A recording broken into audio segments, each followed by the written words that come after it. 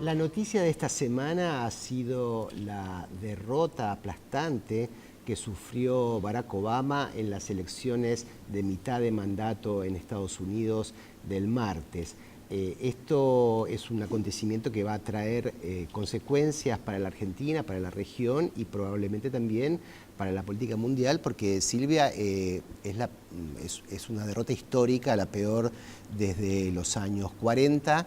Los republicanos tienen ahora el total control del Senado y de la Cámara de Representantes y, bueno, allí el Poder Legislativo realmente es muy importante. Bueno, tienen además el control de todas van a tener el control de todas las presidencias de las comisiones.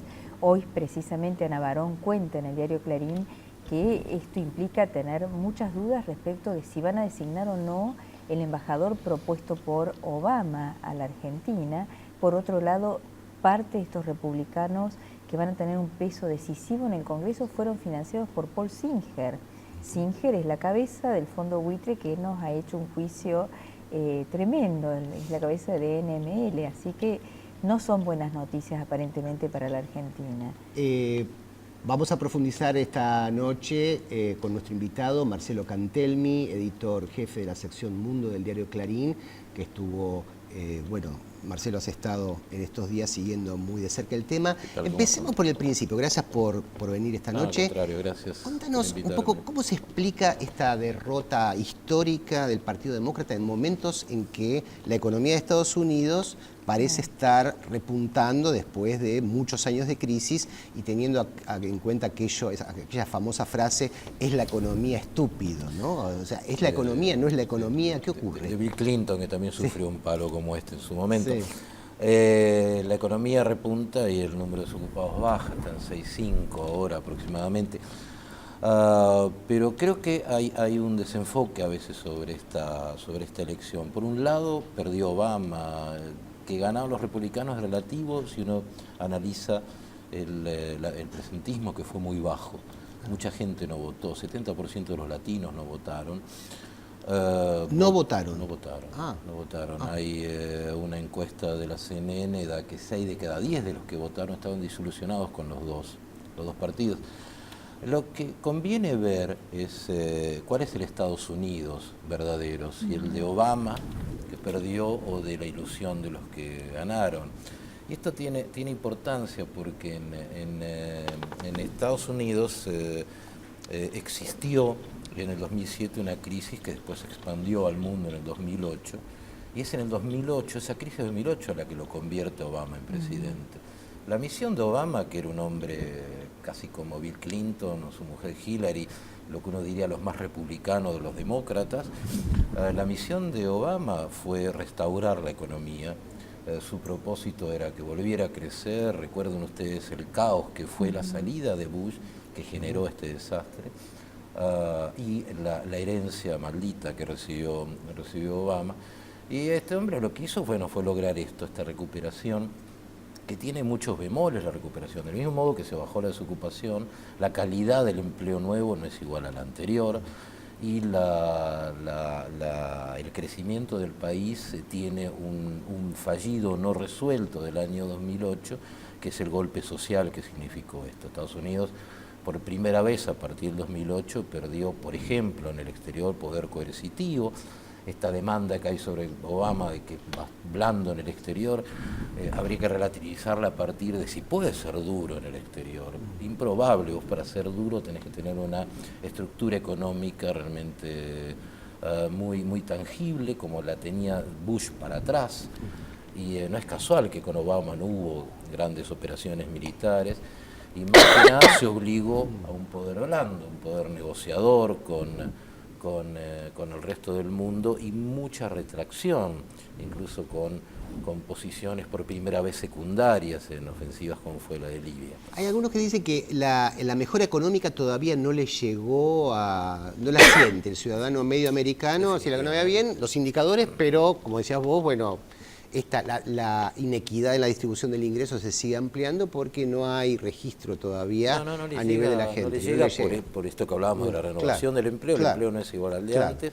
Hay mucha queja porque la universidad que viene para los hijos no va a ser de tanta calidad como la que tuvieron los padres o los abuelos. Hay una crisis inmobiliaria que se produjo en aquel momento que no se resolvió de la mejor manera. Hay mucha inmigración que sale de Estados Unidos, vuelve a sus países precisamente por este tema. No, el país se volvió mucho más delgada la pirámide en la punta y distribuye bastante menos, y eso se nota en la queja en el interior del país, y yo te diría también en abstencionismo. Y hay otro dato, es cierto que los republicanos controlan el Senado y ya controlaban diputados, ahora con un poco más de densidad, eso le complica muchísimo la vida a Obama. Uno creería que es el puente para un próximo presidente republicano, y sin embargo quien está mejor posicionada para las elecciones próximas en 2 años es Hillary Clinton. Es Hillary Clinton. Ahora, Marcelo, ¿la presencia de los republicanos puede llegar a cambiar la política económica? Por ejemplo, ¿puede la Reserva Federal, que mantuvo las tasas muy bajas, aumentarlas? Sí, hay una posibilidad para algunos, preocupante para esta parte del mundo sin duda, de que las tasas vuelvan a subir. Hay que recordar que en los últimos 6 años Estados Unidos aplicó una política que Europa nos animó para enfrentar la crisis esta de 2008, que consistió en una inyección de 85.000 millones de dólares por mes de leasing, que dio bastantes resultados para reactivar la economía, pero creó una burbuja financiera extremadamente alta. Parte de esta reconfiguración que tiene Estados Unidos de gran concentración de ingresos nace de eso. Le permitió reactivarse, pero distribuyó mucho menos. Este Estados Unidos es distinto al anterior, y eso está terminando. Ya la Fed anunció la finalización casi abrupta, inmediata, después que vino bajando la inyección, y con la promesa de que la tasa va a permanecer bien baja para felicidad de los mercados, pero ahora viene la posibilidad de que efectivamente aumente la tasa, lo cual le va a crear bastante problema a los países que tienen deuda. Marcelo, el Senado de Estados Unidos tiene un enorme poder, ¿no? Todos los analistas dicen acá, la clave es el Senado, tiene poder de bloquear legislación, negocia con el Ejecutivo. Y hay ¿cuáles son los personajes que conviene ver allí, que hay que identificar? ¿Quiénes son? Hay un pequeño comentario. Estados Unidos no tiene un presidencialismo como el que tiene Argentina. Tiene un presidencialismo mucho más débil, y eso lo obliga al presidente, al Ejecutivo, a negociar constantemente con el Congreso. En el Senado cambian todas las comisiones, como decía Silvia. Las comisiones estaban a cargo de los demócratas, pasan los republicanos, y ahí hay que ver relaciones exteriores, que efectivamente es un hombre que ha tenido mucho apoyo de los buitres. Situación que no hay que solo verla por Argentina, digamos, los buitres en general, o por lo menos estos dueños de bonos de todo el mundo, van a tener mucho más poder de lobby en Estados Unidos. La otra comisión que hay que ver es la del área hemisférica del sur, del cono sur, que pasa a un republicano, McCain, que fue el candidato presidencial que pierde frente a Obama, que es un duro crítico, por ejemplo, de Argentina, entre otras críticas que tiene. Este hombre ha demandado una acción militar mucho más consistente, con botas en tierra, con marines, desembarcando por la zona de Oriente Medio, donde está el ISIS, donde se ha producido esta irrupción de este terrorismo bastante sanguinario, cosa que Obama no tiene ninguna gana de hacerlo, pero ahora va a estar en control en la comisión sobre esta área donde estamos nosotros, y ha hecho críticas feroces contra Argentina por este estrafalario, extravagante, nunca explicado acuerdo de Argentina con Irán, que beneficia a una parte de Irán, no a toda, y en absoluto Argentina. Bueno, las relaciones de Argentina con Estados Unidos no venían especialmente bien, y habrá que ver ahora con este cambio político que ocurre y cuál es la reacción del gobierno argentino, donde Estados Unidos sigue sin tener un embajador nombrado. Vamos a seguir profundizando en este tema después del corte, ya volvemos.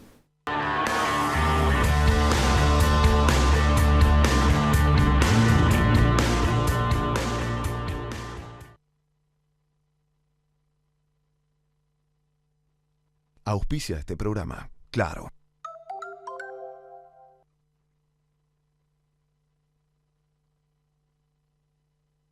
¿Moscardelli tiene algún sueño recurrente? Ay, sí, tengo un sueño recurrente que es que me come un grupo de caníbales y después que me comen, el comentario es: qué rico que es este tipo. Moscardelli, ¿para qué ganar uno si puede ganar 4? ¿No le parece? Por solo 6 pesos, jugás Quiniela Plus y Super Plus. Y además, Plus 9 te da la chance de ganar hasta 4 millones. Lotería de la provincia. Buenos Aires activa como nunca. Gobernación Daniel Scioli. Con Itaú Negocios y Comercios, podés ocuparte de lo que realmente te importa. Tu negocio. Porque te damos soluciones prácticas y seguras que simplifican tu gestión, permitiéndote operar online para que ganes tiempo y clientes. Itaú, hecho para tu negocio. Hecho para vos. Que millones de argentinos nos elijan durante tanto tiempo nos dice que estamos haciendo algo importante. Tan importante como la palabra confianza. La Serenísima. 85 años de calidad. ICBC, Industrial and Commercial Bank of China. El futuro nos inspira. Hay algunos que le ponen nombre a su auto. Por ejemplo, la nave, la naranja mecánica o el perla negra. Y nosotros le pusimos nombre a la manera de tener tu auto. Leasing, de Provincia Leasing. Porque, por ejemplo, por cada 1.000 pesos de su valor, pagás 19 pesos por mes. Acordate, Leasing es Provincia Leasing. Buenos Aires, activa como nunca. Gobernación Daniel Scioli. Activa es ser una provincia que te da el respaldo que necesitas. Estés donde estés, siempre. Provincia Seguros. Buenos Aires, activa como nunca. Gobernación Daniel Scioli. Llegó el nuevo Toyota Plan de Ahorro. El Toyota que querés, con la tranquilidad que buscas.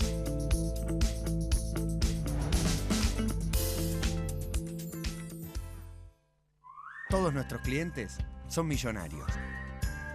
Tienen propiedades en el exterior, se codean con artistas, se dan todos los lujos. En Banco Superviel sabemos que lo que te hace realmente millonario es lo que tenés afuera del banco. Superviel, lo más valioso está afuera de un banco.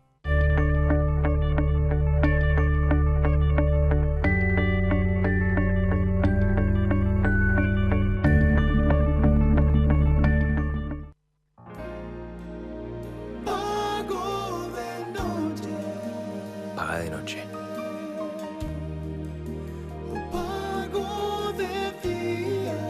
Paga de día, de tarde, cuando quieras. Silfa, laboratorios farmacéuticos, auténticamente argentinos. Crecer es brindar oportunidades. Crecer es motivar el desarrollo de la gente. Crecer es promover la cultura y el deporte. Queremos seguir creciendo junto a vos. Banco Ciudad. Te quiere ver crecer. 0822 20400. bancociudad.com.ar.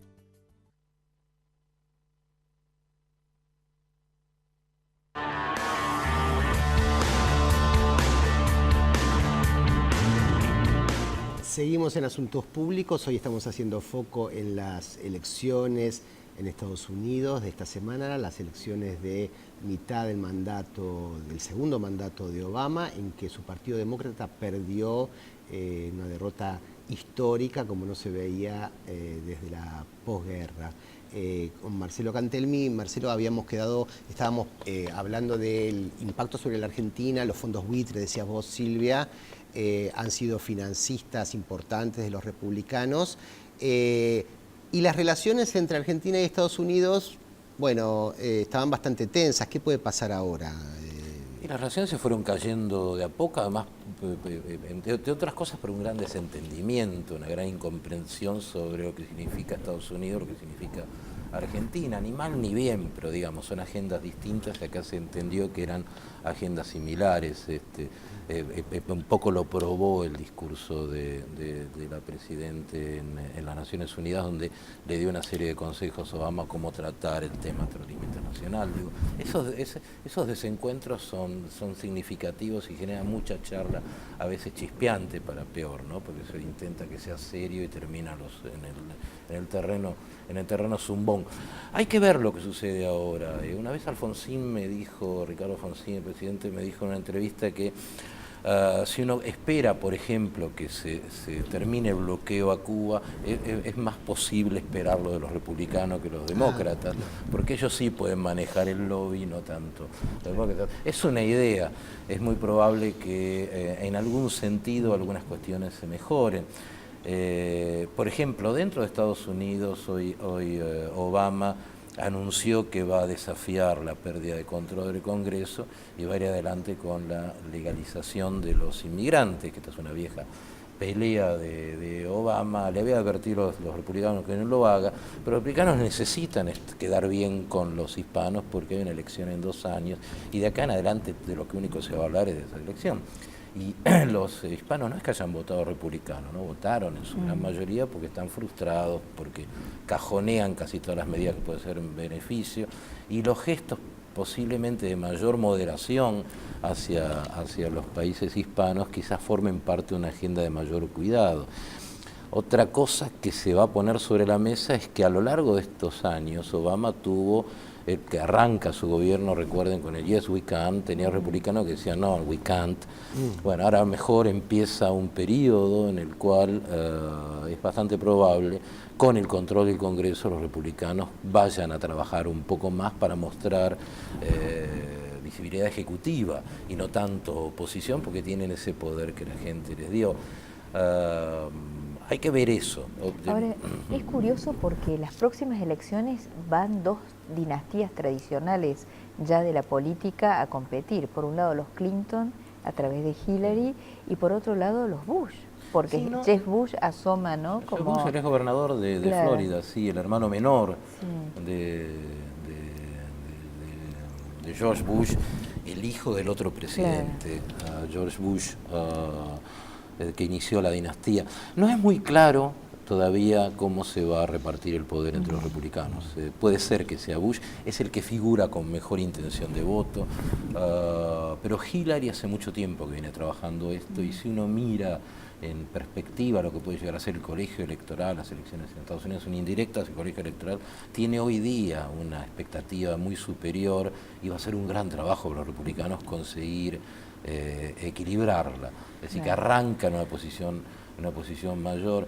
El hecho de, yo soy un gran discutidor de que haya una gran diferencia en la agenda si es republicano o demócrata. Hay diferencias en otros niveles, pero yo Argentina no creo que pueda esperar demasiado si hay uno u otro presidente. Sí hay una gran diferencia en relación a, por ejemplo, qué hacer con el resto del mundo. Recuerden que cuando Obama llega por esta crisis del 2008 a la presidenta, a favor de esta presidencia, a favor de esta crisis, nace una corriente entre el Partido Republicano, que es casi un tercer partido, que es el Tea Party, que es un sector muy fundamentalista, que es de clase media. Esta gente arranca con el pensamiento de que Estados Unidos sigue siendo poderoso. Recuerda un poco la Argentina de los 3 días del bife 3 veces por día. Estados Unidos sigue siendo poderoso, pero son los políticos los que lo hacen mal. De modo que hay que volver a ese Estados Unidos de John Wayne, de modelar el mundo. Y han crecido las bancas de esta gente en el gobierno. Ese sector va a ponerle condiciones a los republicanos, aun cuando busquen vías moderadas, y ese sector presiona mucho para que haya mucha presencia norteamericana, de aquella presencia norteamericana en la zona de guerra, en la zona del conflicto más agudo que sufre el mundo ahora, que es Oriente Medio y el norte de África, particularmente con la aparición de esta banda de monstruos del ISIS.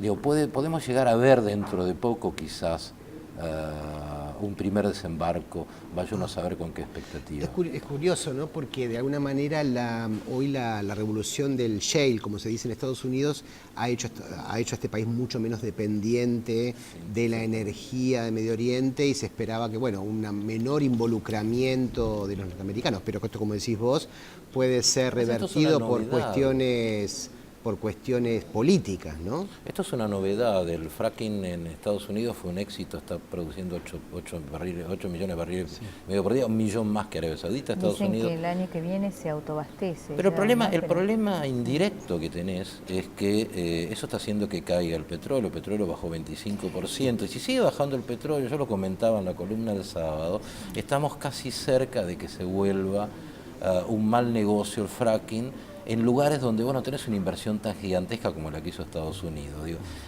hay que ver vaca muerta en esa perspectiva, porque un petróleo por debajo de $85, a Venezuela la ahoga, la horca, le produce un gran problema, que es un gran productor de petróleo, como sabemos, y Argentina hay que ver, y convencional, y Argentina hay que ver cuánto vale el fracking, el petróleo, arriba de la tierra, después de la exploración, y si deja una renta importante. Hay cálculos hechos. El economista Ricardo Arriazu dice que con un precio del petróleo de $60, vaca muerta es inviable.